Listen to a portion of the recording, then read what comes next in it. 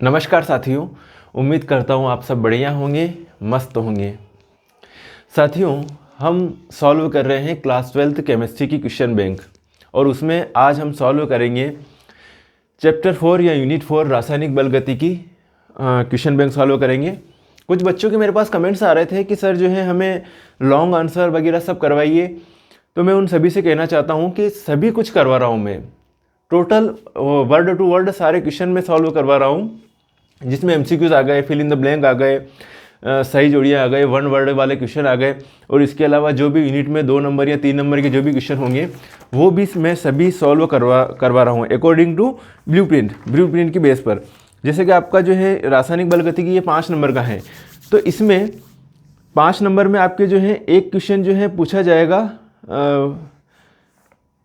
एक क्वेश्चन यहाँ पे 3 नंबर का पूछा जाएगा और 2 आएंगे आपके वस्तुनिष्ठ टाइप के प्रश्न। तो दोनों तरह से तैयारी करनी पड़ेगी अपने को। 5 नंबर कंप्लीट। आज ये पूरा वीडियो देखिए, आपके 5 नंबर कंप्लीट हो जाएंगे इस यूनिट को पूरा करने पर।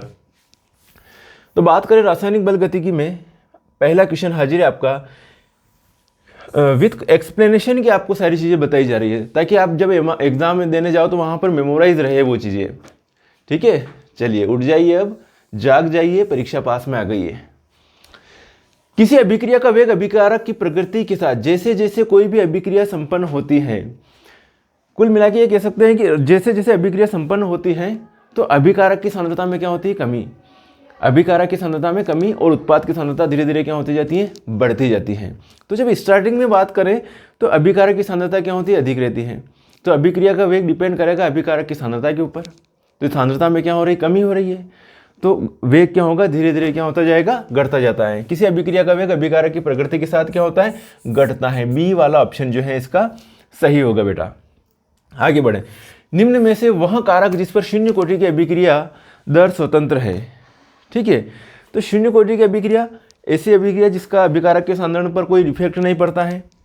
ठीक है, इसमें अभिक्रिया की दर अभिकारक के सांद्रण के ऊपर डिपेंड नहीं करती है, तो वो शून्य कोटि की अभिक्रिया। तो यहाँ पर इसका जो है डी वाला ऑप्शन सही है, अभिकारकों के सांद्रण।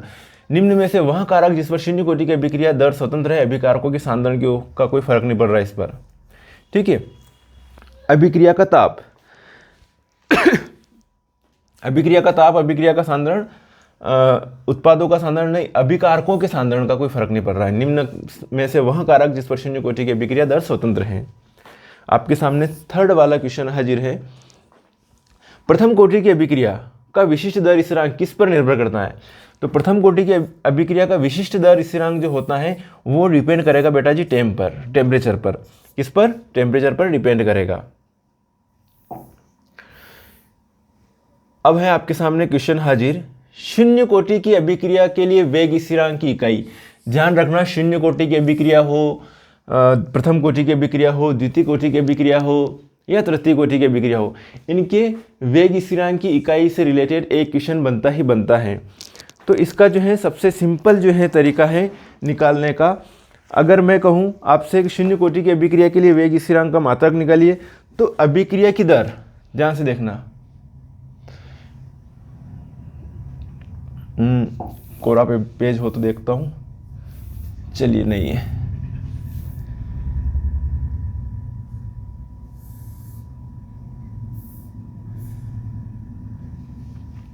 क्वेश्चन आपके सामने, शून्य कोटि की अभिक्रिया के लिए वेग स्थिरांक की इकाई बताना है आपको। बताते हैं इसको, प्रथम द्वितीय तृतीय सभी कोटि की अभिक्रिया के लिए वेग स्थिरांक की इकाई बता देते हैं।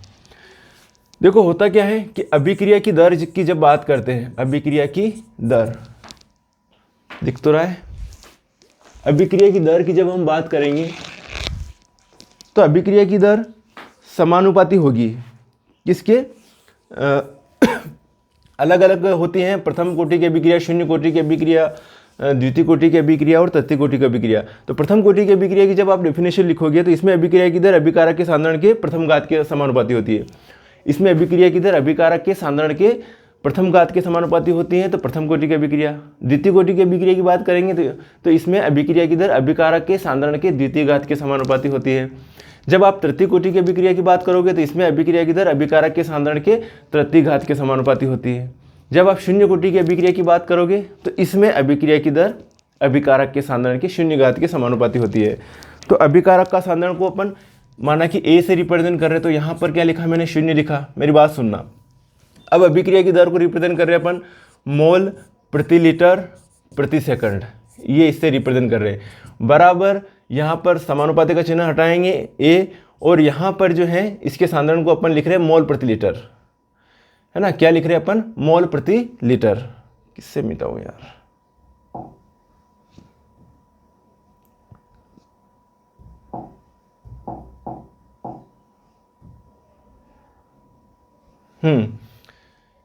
इसके जो वापस, हाँ, तो इसको लिखूंगा मैं मोल प्रति लीटर प्रति सेकंड अभिक्रिया की दर। ओके, बराबर क्या लिख रहा हूँ, के, और ये मोल प्रति लीटर, सांद्रता को मोल प्रति लीटर में व्यक्त करते थे, 0 आ जाएगा। तो यहाँ पर शून्य कोटि की अभिक्रिया के लिए वेग स्थिरांक के का मान क्या हो जाएगा, मोल प्रति लीटर प्रति सेकंड। तो कहाँ पर आ रहा, मोल प्रति लीटर प्रति सेकंड, मोल प्रति लीटर प्रति सेकंड, ये बी वाला ऑप्शन जो है सही है। इसी जगह अगर आपके जो है क्वेश्चन बने कि प्रथम कोटि की अभिक्रिया के लिए वेग स्थिरांक की इकाई बताओ, वेग स्थिरांक की इकाई, तो क्या लिखोगे आप, ये लिखा मैंने मोल प्रति लीटर प्रति सेकंड, किसके लिए, अभिक्रिया की दर, बराबर क्या लिखा के, और यहाँ पर क्या लिखूंगा, मोल प्रति लीटर की घातांक क्या है, शून्य घात के समानुपाती होती है। तो इससे ये क्या हो जाएगा, कैंसिल हो जाएगा। तो प्रथम कोटि की अभिक्रिया के लिए वेग स्थिरांक का मात्रक क्या होगा, सेकंड इनवर्स। ध्यान रखना, बार बार नहीं बताऊंगा। प्रथम कोटि की अभिक्रिया के लिए वेग स्थिरांक का मात्रक क्या होगा, सेकंड इनवर्स।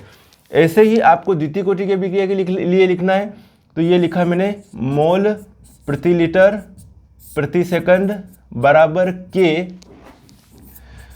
मोल प्रति लीटर की घातांक में क्या लिखूं, 2।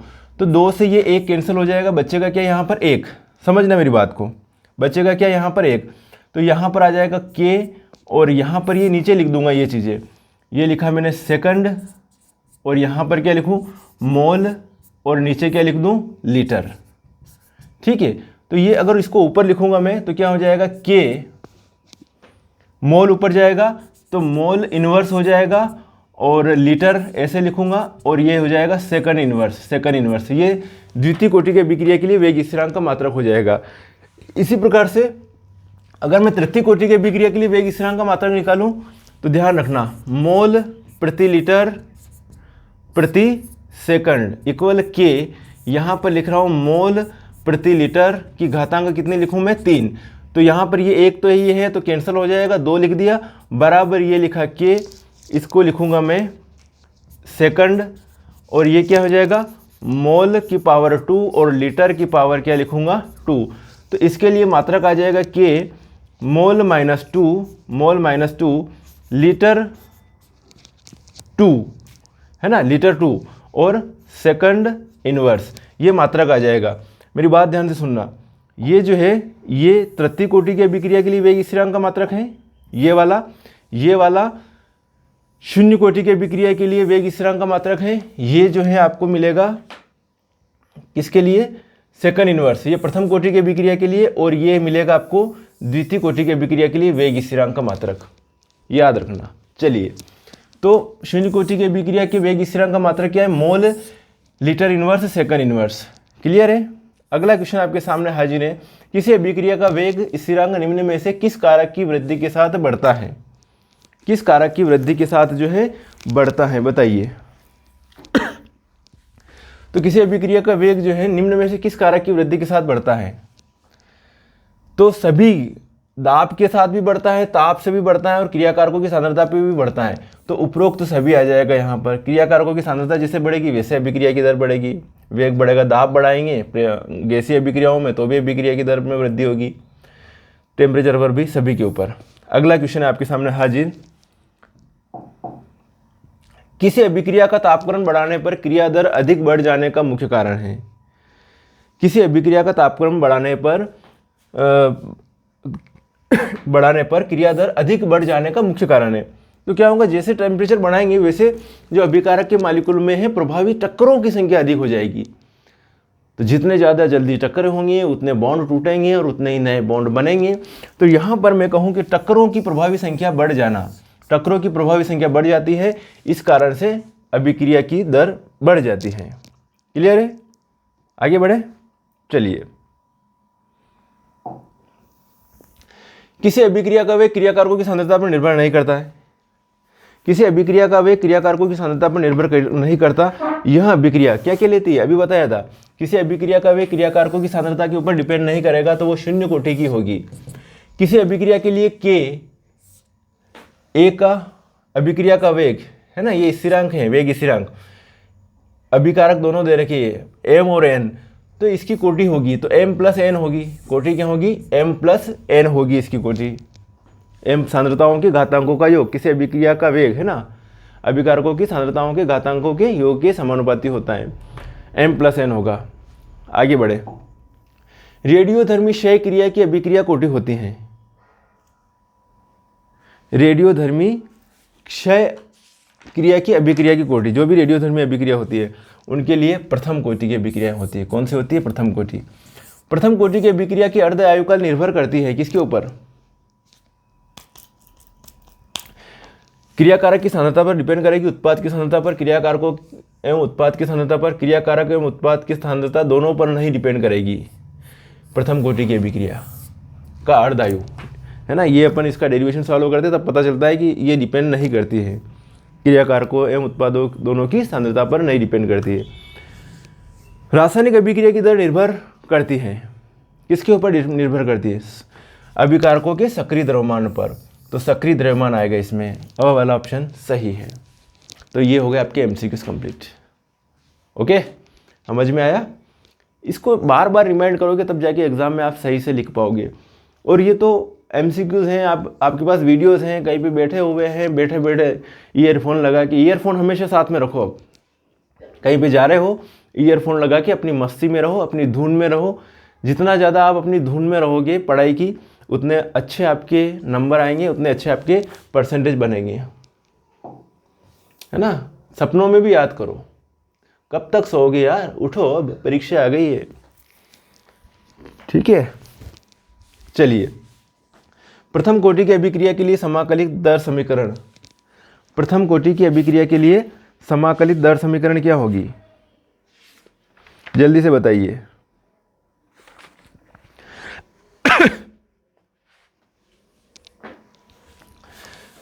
के बराबर 2.303/t log 10 a/a-x, ये प्रथम कोटि की अभिक्रिया का समाकलित दर समीकरण है। आगे बढ़े। अभी बताया था प्रथम कोटि की अभिक्रिया के लिए वेग स्थिरांक की इकाई, बार बार नहीं बताऊंगा, एक क्वेश्चन बनेगा ही बनेगा यहाँ से। तो यहाँ पर लिखूँ मैं सेकंड इनवर्स प्रति सेकंड। अगला है अभिक्रिया दर अभिकारकों की सांद्रता की क्या होती है? समानुपाती। अभिक्रिया की दर अभिकारकों की सांद्रता के समानुपाती होती है। क्या होती है? समानुपाती। आगे बात करें, अभिक्रिया की का मान शून्य नहीं हो सकता है, क्या आएगा? आणविकता, है ना। आणविकता और अभिक्रिया की कोटि में जब आप अंतर पढ़ोगे तो आणविकता कभी भी शून्य नहीं हो सकती है। जैसे कि आपकी क्लास में 10 बच्चे हैं, 10 में से 8 पास हो गए, तो कोटि तो क्या है, चेंज हो गया, मतलब अगली क्लास में चले गए, और आणविकता क्या हो गई, वो की वही रह गई, मतलब कितने दर्ज कितने थे बच्चे।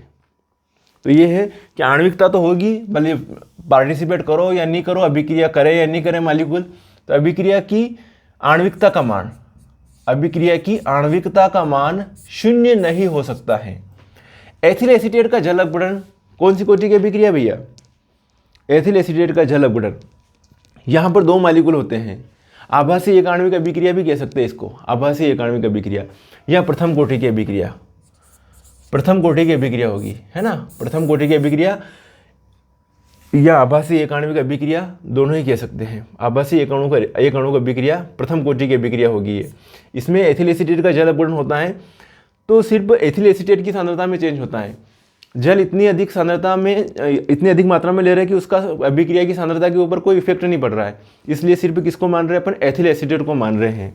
ठीक है, एथिल एसीटेट C2H5 COOCH3, इसका हाइड्रोलिसिस जब करवाते हैं, जल अपघटन हम करवाते हैं, तो क्या हो जाएगा? C2H5OH प्लस CH3 COOH ये बनता है, इसका हाइड्रोलिसिस करवाते हैं तो सिर्फ इसकी सांद्रता में चेंज हो रहा है, ये अत्यधिक मात्रा में ले रखा है इसलिए कोई इफेक्ट नहीं पड़ रहा है।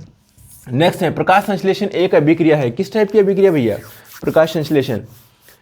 जो भी बहुत सारी अभिक्रियाएं कैटलिस्ट की प्रेजेंस में होती हैं, इस टाइप से ये सनलाइट की प्रेजेंस में होती है प्रकाश संश्लेषण की अभिक्रिया। इसको मैं कहूँगा शून्य कोटि की अभिक्रिया है। कौन सी है? शून्य कोटि की अभिक्रिया। शून्य कोटि की अभिक्रिया है वह समय जिसमें अभिकारक की सांद्रता उसकी प्रारंभिक सांद्रता की आधी रह जाती है। सभी को पता है कि क्या कहते हैं इसको? अर्ध आयुकाल की डेफिनेशन हो गई है, अर्ध आयुकाल की डेफिनेशन हो गई है। दर समीकरण में अभिकारकों के सांद्रता पदों के घातांकों का योग। दर समीकरण में अभिकारकों के सांद्रता पदों के घातांकों का योग क्या कहलाता है? अभिक्रिया की कोटि होता है। क्या होता है? अभिक्रिया की कोटि। उत्क्रमणीय अभिक्रिया में अग्र एवं प्रतीप अभिक्रिया, जो भी रिवर्सिबल रिएक्शन होती है उसमें जैसे A+B से क्या बन रहा है? C+D बन रहा है। तो अभिक्रिया इधर से इधर की ओर तो हो रही, मतलब अभिकारक से उत्पाद बन रहा है, उत्पाद से वापस इधर अभिकारक बन रहा है, तो ये रिवर्सिबल के लिए चिन्ह है। तो उत्क्रमणीय अभिक्रिया में अग्र तथा प्रतीप अभिक्रियाओं के वेग स्थिरांकों का अनुमान क्या कहलाता है? साम्य स्थिरांक। क्या कहलाता है? साम्य स्थिरांक। उसको कहेंगे अपन साम्य स्थिरांक। ओके, स्क्रीनशॉट लीजिए, आगे बढ़े।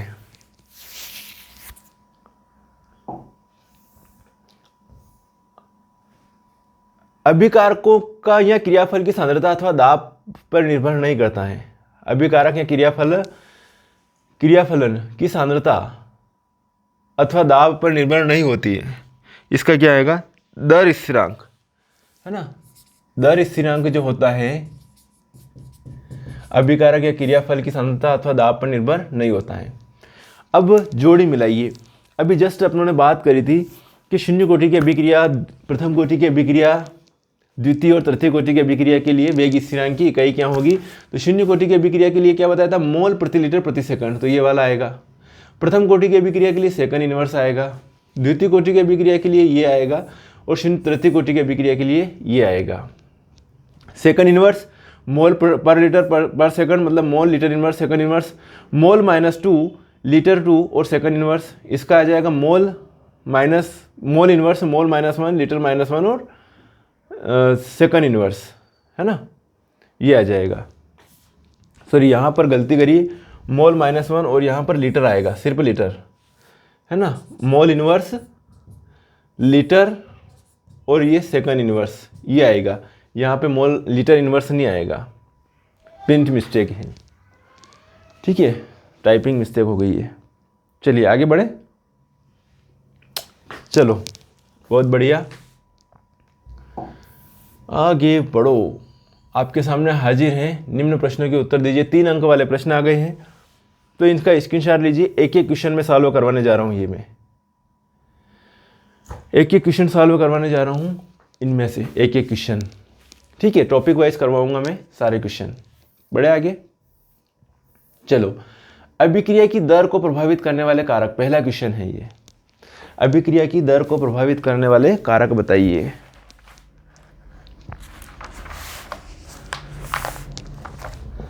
नंबर 1, अभिक्रिया का ताप।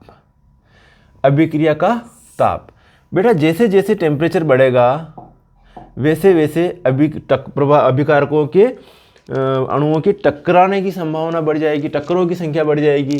तो सामान्यतः अभिक्रियाओं में तापक्रम बढ़ाने से अभिक्रिया की दर में क्या होती है? वृद्धि होती है। वैसे वैसे अभिक्रिया की दर में रेट ऑफ रिएक्शन क्या होती जाएगी? बढ़ती जाएगी। इसका कारण यह है कि ताप बढ़ने से अणुओं की गतिज ऊर्जा का मान बढ़ जाता है, भागने लगते हैं, काइनेटिक एनर्जी बढ़ जाती है। ये देखा गया है कि जैसे ही 10 डिग्री सेल्सियस टेम्परेचर आपने बढ़ा दिया किसी अभिक्रिया का, तो अभिक्रिया पहले की तुलना में क्या हो गई? डबल हो गई, दोगुनी हो जाती है। अभिक्रिया पहले की तुलना में दोगुनी हो जाती है। तो पहला इफेक्ट तो समझ में आ गया, अभिक्रिया का ताप। अभिक्रिया का दाब, तो जो गैसीय अभिक्रिया रहती है वो उनमें प्रेशराइज करेंगे तो मॉलिक्यूल के टकराने की संभावनाएं बढ़ जाएगी। तो दाब के कारण भी क्या हो रहा है? अभिक्रिया की दर में क्या हो रही है? वृद्धि हो रही है। लिखोगे ना कि दाब का प्रभाव केवल गैसीय अभिक्रियाओं पर पड़ता है। दाब में वृद्धि से आयतन कम होने के फलस्वरूप प्रति इकाई आयतन में अणुओं की संख्या में वृद्धि के कारण प्रभावित टक्करों में वृद्धि होती है और अभिक्रिया की दर बढ़ जाती हैं। सांद्रता, तो जितनी ज़्यादा सांद्रता रहेगी उतनी ज़्यादा अभिक्रिया होगी, अभिक्रिया की दर ज़्यादा होगी। तो हम जानते हैं कि किसी भी अभिक्रिया की दर उसके अभिकारकों की सांद्रता के समानुपाती होती है। अतः किसी भी अभिक्रिया की दर अभिकारकों की सांद्रता के बढ़ाने पर क्या हो जाती है? बढ़ जाती है, बढ़ जाती है।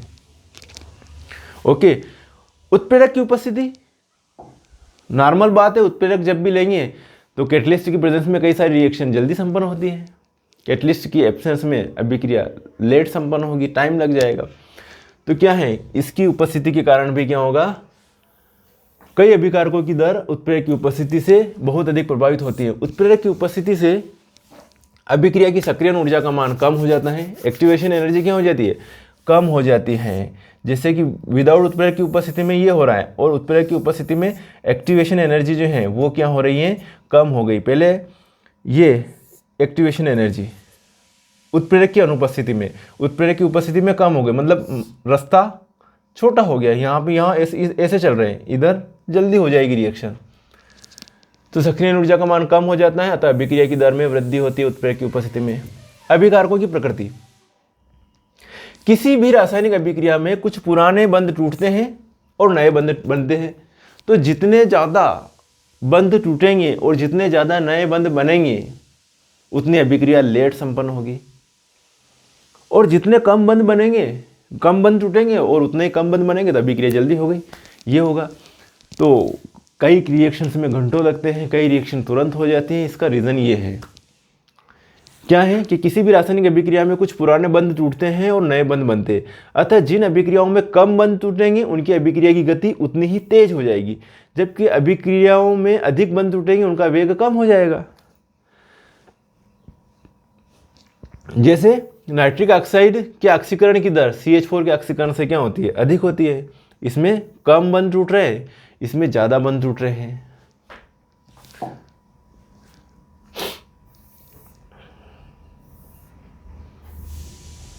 ठीक है, ये अभिक्रिया तेज संपन्न होगी, ये धीरे संपन्न होगी। अब है अभिकारकों की सतह का क्षेत्रफल। भैया अभिकारकों की सतह का क्षेत्रफल, जितना ज़्यादा अभिकारक बारीक ले रखा है, चूर्ण के रूप में ले रखा है, तो क्षेत्रफल क्या हो जाएगा? बढ़ जाएगा। जैसे कि अपन आटा पिसवा के आते हैं तो गेहूं कम बढ़ते हैं और ज़्यादा हो जाता है वो, ठीक है। तो क्षेत्रफल के ऊपर भी डिपेंड करेगा। तो अभिकारकों के कणों का आकार जितना छोटा होगा उसकी सतह का क्षेत्रफल उतना ही क्या हो जाएगा? अधिक हो जाएगा। सतह क्षेत्रफल में वृद्धि से अभिक्रिया की दर बढ़ जाती है, अतः अभिकारक जितने बारीक चूर्ण की अवस्था में लिया जाए उतनी ही तेजी से अभिक्रिया संपन्न होती है। मतलब बारीक चूर्ण के रूप में लोगे तो बढ़िया रहेगा।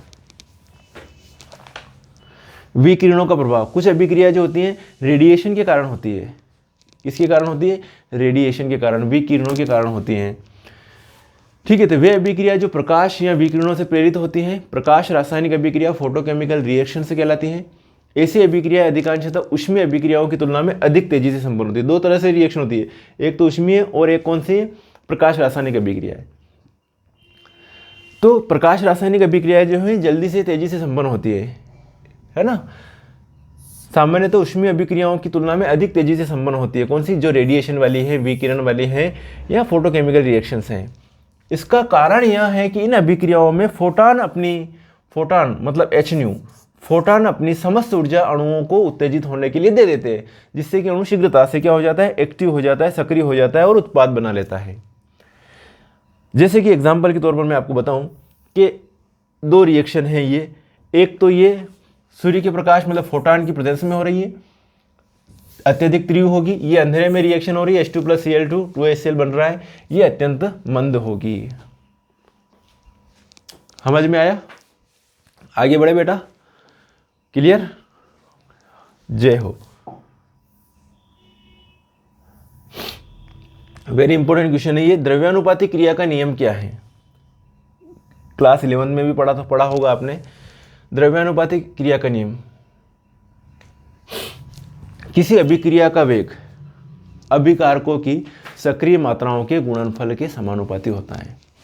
किसी अभिक्रिया का वेग अभिकारकों या क्रियाकारकों की, है ना, कि सक्रिय मात्राओं के गुणनफल के समानुपाती होता है। किसी अभिक्रिया का वेग क्रियाकारकों की सक्रिय मात्राओं के गुणनफल के समानुपाती होता है। तो यहाँ पर ये रिएक्शनली, इसमें ये a प्लस बी क्या है, अभिकारक है, और ये क्या है, क्रियाफल है। तो अभिक्रिया की दर समानुपाती होगी किसके, अभिकारकों की सक्रिय मात्रा के। अभिकारकों की सक्रिय मात्रा को बड़े कोष्टक में दिखा रखा है कि अभिक्रिया की दर समानुपाती होती है। अभिक्रिया की दर समानुपाती होती है अभिकारकों की सक्रिय मात्राओं के गुणनफल के। तो अभिकारकों की सक्रिय मात्राओं का गुणनफल, ये ए, प्लस नहीं लगाएंगे बीच में ना, गुणनफल है। यहाँ इसका समानुपाती का चिन्ह हटाएंगे तो बराबर क्या लिख दिया, के, और ये ए बी। ये द्रव्यानुपाती क्रिया का नियम हो गया। जहां ए तथा बी, ए और बी के सक्रिय द्रव्यमान अथवा मोलर सांद्रता है तथा के समानुपाती स्थिरांक है, जिसे वेग स्थिरांक कहते हैं। किसी भी सामान्य अभिक्रिया के लिए इसको ऐसे लिख सकते हैं, ए बी या क्रियाफल, है ना। क्रिया दर बराबर ये लिख सकते हैं, ये जो यहाँ पर जो लिखी ना संख्या, वो यहाँ पर आ जाएगी, ए बी दोनों की अलग अलग, ये यहाँ आ जाएगी संख्या। ये हो गया द्रव्यानुपाती क्रिया का नियम। ओके,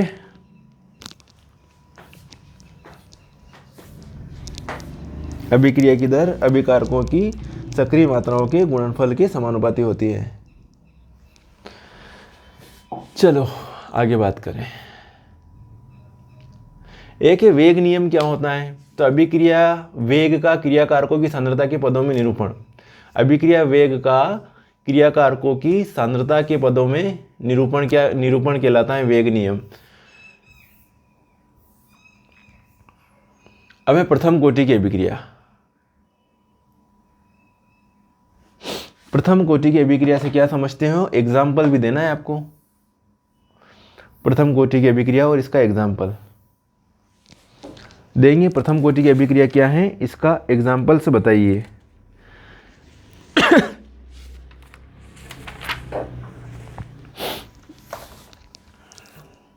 तो वह अभिक्रिया जिसकी दर एक अभिकारक की सांद्रता के अनुक्रमानुपाती होती है, जिसकी दर एक अभिकारक की सांद्रता के समानुपाती होती है, प्रथम कोटि की अभिक्रिया कहलाती है। क्या कहलाती है, प्रथम कोटि की अभिक्रिया। या ये ऐसे भी लिख सकते हैं डेफिनेशन अपने हिसाब से कि इसमें अभिक्रिया की दर अभिकारक के सांद्रण के प्रथम घात के समानुपाती होती है। द्वितीय कोटि की अभिक्रिया के लिए इसमें अभिक्रिया की दर अभिकारक के सांद्रण के द्वितीय घात के समानुपाती होती है।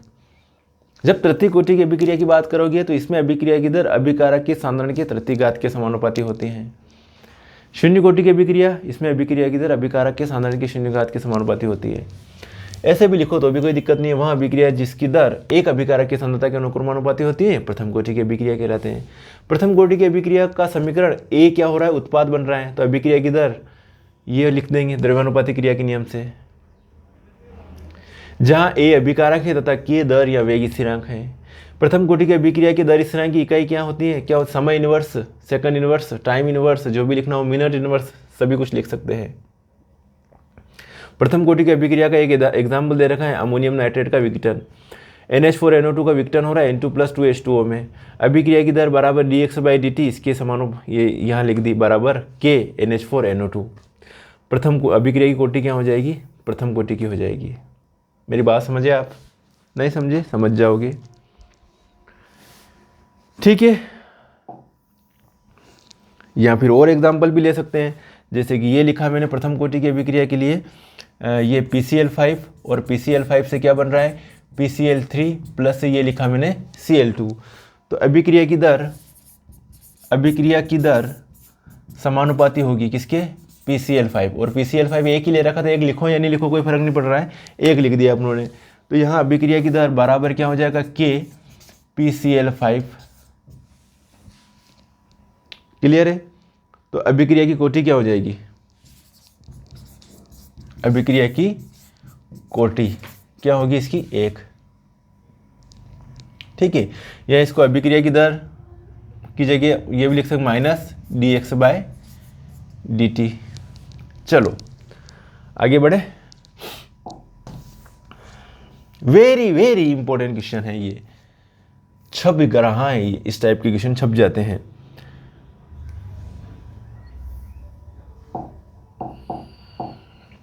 अभिक्रिया की आणविकता और अभिक्रिया की कोटि में क्या अंतर है। अभिक्रिया की आणविकता और अभिक्रिया की कोटि में क्या अंतर है?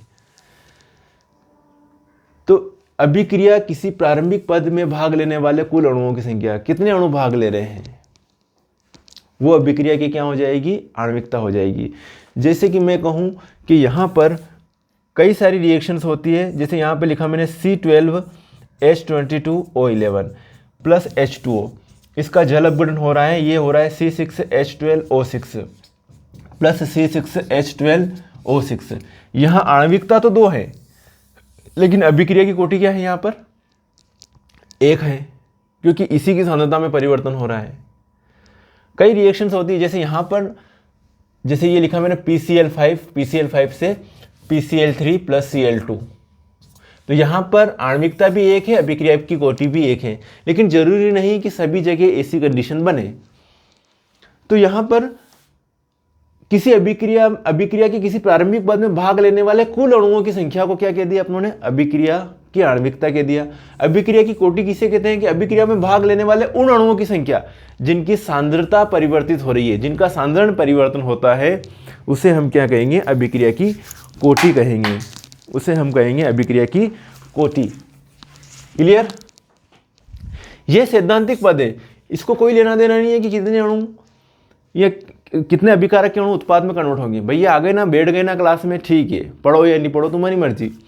तो इसमें यह केवल सैद्धांतिक पद है और ये प्रैक्टिकली है, यह प्रयोगों द्वारा ज्ञात की जाती है। इसका मान हमेशा पूर्णांक होता है। क्या होता है? हमेशा पूर्णांक, कुछ ना कुछ तो होगा ही होगा। लेकिन इसका मान क्या हो सकता है? इसका मान भिन्नात्मक होता है। पूर्णांक के अलावा क्या हो सकता है? भिन्नात्मक। कि आधी अभिक्रिया की कोटि है, 2.5 है, समझ में आया, 1.5 है, ठीक है, 1/2 है, 3/2 है, 5/2 है, ये हो सकती है। 1 2 3 तो होती इसके अलावा 0 1 2 3। इसका मान किसी भी दशा में 0 नहीं हो सकता। भाई साहब इसका मान 0 भी होता है। अपनों ने 0 कोटि की अभिक्रिया पढ़ी। इसमें अभिक्रिया की क्रियाविधि की में कोई जानकारी नहीं होती है, और इससे क्या होता है? इससे क्रियाविधि को आसानी से समझा जा सकता है। तो difference between molecularity and order of reaction, अभिक्रिया की कोटि, आणविकता और अभिक्रिया की कोटि में ये डिफरेंस हो गया। चलिए, कुछ क्वेश्चन आपके बच गए हैं, तो इसका इस चैप्टर का सेकंड पार्ट आएगा, उसमें मैं बाकी क्वेश्चन सारे सॉल्व करवा दूंगा। तो 2 लेक्चर में 5 नंबर आपके कंप्लीट, ठीक है। तो मन लगा के पढ़िए, है ना, माइंड को कॉन्सेंट्रेट करिए, और किसी भी टीचर से पढ़ रहे हो तो उनके ऊपर पूरी तरह से समर्पित हो जाइए, विश्वास कीजिए। बस विश्वास के सिवा कुछ नहीं हो सकता है। और कॉन्फिडेंस नहीं रहना है, मेहनत करना है, और जितनी ज़्यादा आप मेहनत करोगे उतना ज़्यादा आपको बेनिफिट मिलेगा, ठीक है। तो अब आपको अपनी ड्यूटी निभाना है। आपकी ड्यूटी ये है कि हमारे चैनल पर पढ़ते हैं तो एक ये तो बनता है कि लाइक करोगे, शेयर करोगे, और पहली बार आए हो तो सब्सक्राइब करोगे, और अपनी जो पूरी क्लास है, वोल क्लास, उस क्लास में आप जो है मेरे लेक्चर को शेयर करोगे। ओके, मिलेंगे नेक्स्ट लेक्चर में नेक्स्ट प्रॉब्लम के साथ। और एक और चीज़ कहना थी कि मैं आपकी जो अब कंटिन्यू वीडियोस आ रही है आपकी, हमेशा क्लास 12 तक का कम से कम एक वीडियो तो आपको दे ही रहा हूँ। तो ये सिलसिला अपना एग्ज़ाम तक चलता रहेगा। तो केमिस्ट्री के लिए मेरी गारंटी आपके अच्छे नंबर दिलवाने की अच्छी कोशिश रहेगी अपनी। जब तक आपका पेपर नहीं हो जाता तब तक आपको मोटिवेट करते रहेंगे, तब तक आपके लिए वीडियोज़ आते रहेंगे, ठीक है। मिलेंगे नेक्स्ट वीडियो में, तब तक के लिए ओके बाय, जय हिंद।